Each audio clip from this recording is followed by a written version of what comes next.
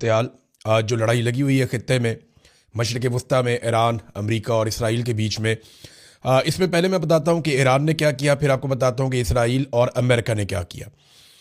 Iran ने 2-3 बड़े target मज़ीद अचीव किए हैं। नंबर 1 तो मैंने आपको पहले बताया था कि वो कन्फर्मेशन भी आ गई खबर की कि सऊदी अरब के शहर रियाद में दारुल हुकूमत है, वहाँ पे ईरान ने अटैक किया अमेरिकन एम्बेसी के ऊपर और कामयाब हमला किया। उसमें अमेरिका का काफ़ी नुकसान हुआ। उसके बाद सऊदी अरब में ये CIA का ऑफिस है जहाँ से CIA ऑपरेट करती है और यहाँ से वो अपनी कम्युनिकेशन, अपनी इंटेलिजेंस, उसकी शेयरिंग, ये बहुत सारा काम यहाँ से करते हैं। तो इसके ऊपर भी हमला किया ईरान ने और कामयाब हमला किया है। और ये तो सऊदी अरब के अंदर 2 बड़े टारगेट अचीव किए। इसके अलावा एक जो रडार है अमेरिका का इस रीजन में, उसके बारे में खबर आ रही है कोई $1 अरब से ज़्यादा कीमत का वो रडार है और वो पूरे रीजन में आगाह करता है अमेरिका को और अमेरिका के इत्तहादियों को कि किस किस्म का हमला कहाँ से लॉन्च होने वाला है। उसको भी ईरान ने जुज़वी तौर पे तबाह कर दिया है, लिहाजा वो अब फंक्शनल नहीं है। UAE के अंदर यानी दुबई में कॉन्सुलेट है अमेरिका की, उसके ऊपर ईरान ने एक ड्रोन के साथ अटैक किया है और इसकी बिल्डिंग के अंदर भी तबाही हुई है। वहाँ पे आग भड़क उठी है और लोग वहाँ से फुटेज बना के डाल रहे थे।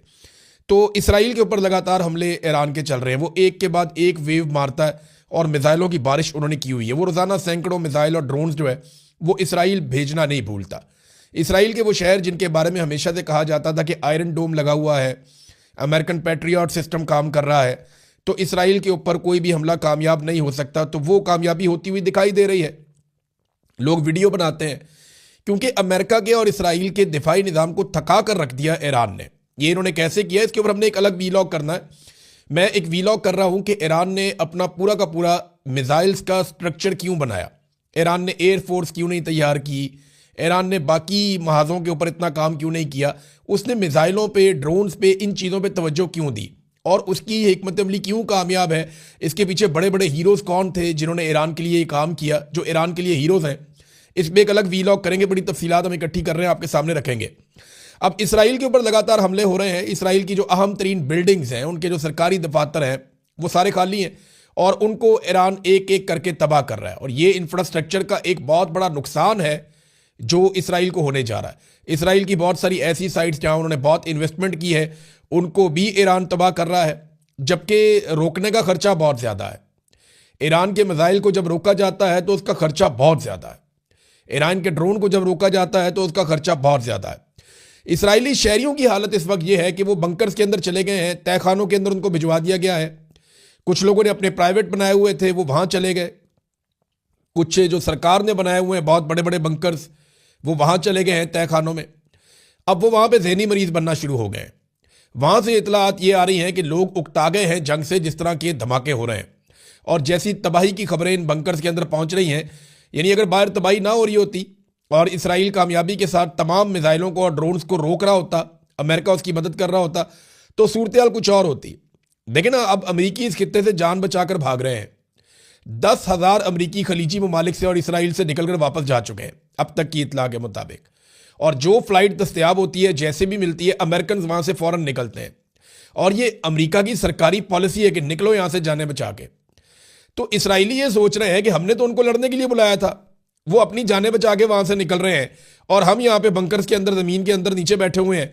तो अब खतरा और खौफ बढ़ता जा रहा है इसराइल के लिए, जबकि ईरान ने अभी तक अपने वो हथियार इस्तेमाल नहीं किए जो उनके बहुत खतरनाक हथियार कहलाते हैं। मिसाल के तौर पे ईरान की वजारत दिफा का एक स्टेटमेंट आया, उन्होंने कहा कि हमने अभी तक अपने जदीद तरीन हथियार इस्तेमाल नहीं किए, हम जंग के आगाज पर अपने तमाम जदीद हथियारों और आलात को इस्तेमाल करने का इरादा नहीं रखते। ये जनाब कहा उन्होंने। एक और बड़ा खतरा जो है वो पैदा हो गया कि कहीं यहाँ पे एटमी लड़ाई ना हो जाए, क्योंकि अमरीकी तज्जियाकार बहुत खौफनाक सिचुएशन बता रहे हैं अमेरिका के हवाले से। तो पहले हम बात कर रहे थे जो इसराइली अवाम है, जिन लोगों को घुसा दिया है नीचे बंकर्स के अंदर, वो ज़हनी मरीज बन रहे हैं, तनाव का शिकार हो रहे हैं और एक फोबिया का शिकार हो रहे हैं, जबकि ईरान के शहरी सड़कों पे हैं और वो शहादत की तमन्ना लेकर आ गए। क्योंकि सबसे बड़ा ईरान का जो नंबर 1 शहरी था वो आयतुल्ला खामनेई थे। उन्होंने शहादत को गले लगा लिया जानते बूझते हुए, और ये वेस्टर्न मीडिया ने रिपोर्ट किया कि उनके पास ये ऑप्शन था कि वो अपनी जान बचा सकते थे, लेकिन मैंने जैसे आपको पहले कहा था कि खामनाई ये जानते थे कि अब उनकी ज़िंदगी से ज़्यादा उनकी शहादत ईरान के काम आएगी, तो वो शहीद हो गए। अब ईरान के अंदर हर बंदा शहीद होना चाहता है। और दूसरा जो एक बहुत बड़ा मसला हो गया, 167 बच्चियां 12 साल तक की उम्र की, ये 7 साल से 12 साल तक की उम्र की बच्चियां हैं। वॉलीबॉल की 3 टीमें खवातीन की, वो भी शहीद हो गई हमले के पहले ही दिन। 40 के करीब खवातीन थी, लड़कियां थी। तो ये बहुत बड़े पैमाने पर तबाही फैली है। अभी भी 60 बच्चियां अस्पतालों में दाखिल हैं, जिनमें बहुत सारों की जान खतरे में है। इस किस्म का वाकया अगर दुनिया में कहीं भी होता या कोई भी कर देता तो दुनिया की नंबर 1 टॉप खबर बनता और सालों तक इसको डिस्कस किया जाता। 167 छोटी बच्चियां ईरान ने एक साथ दफनाई हैं। इतना बड़ा वॉर क्राइम आज तक हमने, जो तारीख है दस्तयाब तारीख, उसके अंदर यहां नहीं सुना हमने, जो जदीद दुनिया के अंदर अभी अमेरिका ने और इसराइल ने कर दिया है। उसके बाद ईरानियों का सोचने का तरीका ही बदल गया। वो रजीम चेंज ऑपरेशन, वो हुकूमत की मुखालफत, वो सारी चीज़ें चली गई। लोगों ने कहा हम आपस में लड़ते रहे, जो मर्जी करते रहे, हमारे दुश्मन वो हैं जिन्होंने हमारी बच्चियां मार दी। इससे एक बहुत बड़ी तब्दीली आई और ये एक बहुत बड़ी गलती है। और जो खामनाई शहीद ने किया, उसके बाद तो सूरत हाल बिल्कुल ही एक तरफा हो गई है। अब वहां पे लोग मौत से डरते नहीं है। इसराइल के लिए ये प्रॉब्लम है, उनके शहरी जो हैं वो फोबिया का शिकार हो रहे हैं, अमेरिकन खित्ते से अपनी जानें बचाकर भाग रहे हैं। दूसरी तरफ ईरान के ऊपर लगातार अटैक्स हो रहे हैं, बार बार अमेरिकन अटैक कर रहे हैं। और जो सुप्रीम लीडर का इंतखाब करने वाली कमेटी थी, उसने जिस बिल्डिंग में इकट्ठे होकर ये इंतखाब करना था, उस बिल्डिंग के ऊपर अटैक किया गया। नुकसानात के बारे में अभी तफसीलात नहीं आई, लेकिन यह दावा किया गया कि वहां कई लोग शहीद हुए हैं।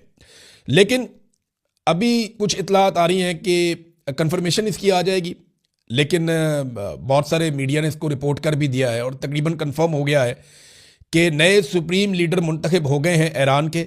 अबूरी लीडर थे, इससे पहले मैंने आपको बताया था, एक आए थे। तो जो नए सुप्रीम लीडर मुंतखब हुए हैं वो आयतुल्लाह खामनाई के साहबजादे मुंतखब हुए हैं। इनका नाम है जी मुज्तबा खामनाई। अब इनके बारे में 4 चीज़ें मैं आपको आज बता देता हूं, फिर तफसील से हम बाद में बात करते रहेंगे। 56 साल इनकी उम्र है। ये आयतुल्लाह खामनाई के दूसरे बड़े बेटे हैं और पासदाराने इनकलाब से इनका बहुत गहरा ताल्लुक है। और ये अपने वालिद की तरह, इनके जो अकायद हैं वो उसी तरह के हैं। और चौथी चीज़ ये है कि इनके बीवी और बच्चों के बारे में अभी कंफर्मेशन नहीं आ रही। कुछ इतलात ये है कि इनकी अहलिया ज़हरा हद्दाद और इनके बच्चे शायद उस हमले में शहीद हो गए जहाँ पे आयतुल्लाह खामनाई शहीद हुए थे।